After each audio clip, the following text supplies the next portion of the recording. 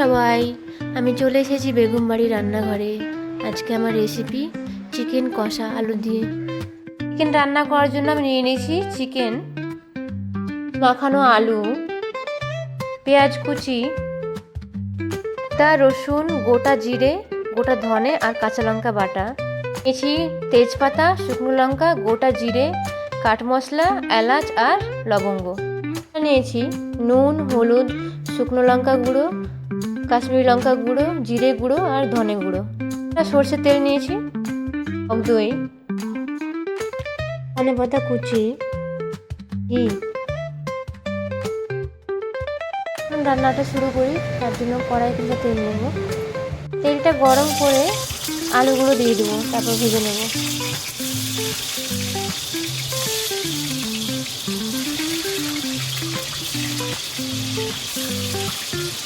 তো ভাজা হয়ে গেছে, এবারে তুলে নেব।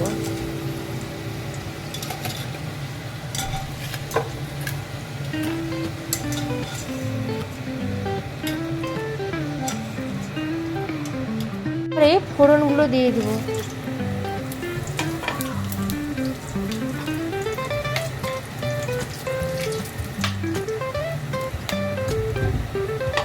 পরে পেঁয়াজগুলো দিয়ে দেবো, তারপর ভাজতে থাকবো হালকা লাল করে।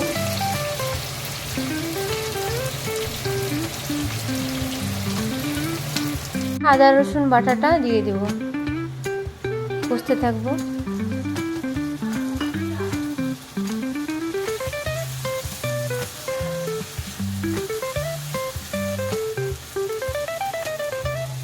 এবার মশলাগুলো দিয়ে দেবো, সেগুলো একটু কষবো।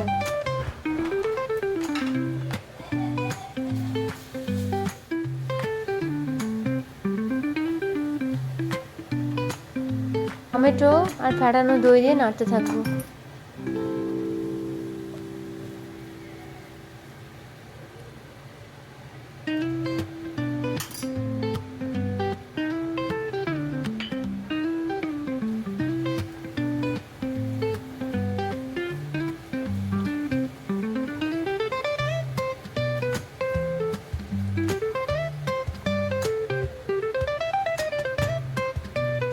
চিকেনগুলো দিয়ে দিব, তারপরে নাড়তে থাকবো।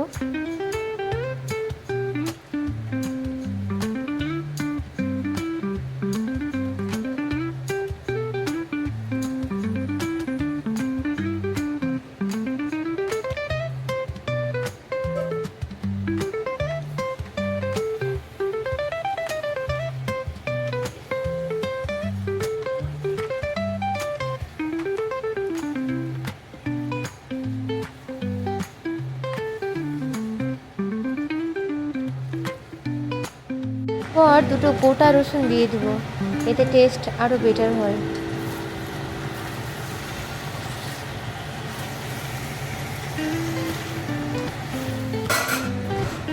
ঢাকা দিয়ে কিছুক্ষণ রেখে দেব। চিকেনটা দেখে নেব, এবার হালকা তেল বেরিয়ে এসেছে, সেটাকে একটু নেড়ে নেব, দিয়ে আবার ঢেকে দেবো। এটা প্রায় অনেকটাই কষানো হয়ে গেছে, এবারে আলুগুলো দিয়ে দেবো।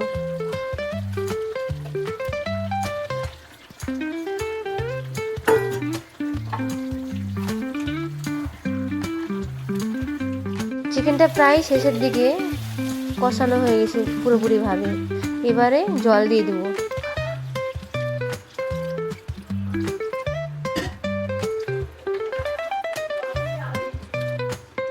ধনেপাতা কুচি আর ঘি দিয়ে দেবো।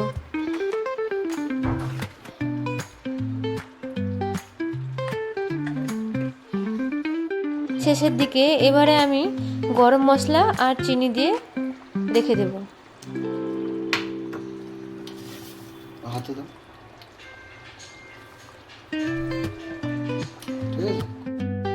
কিছুক্ষণ আঁচে রেখে আঁচটা বন্ধ করে দেব।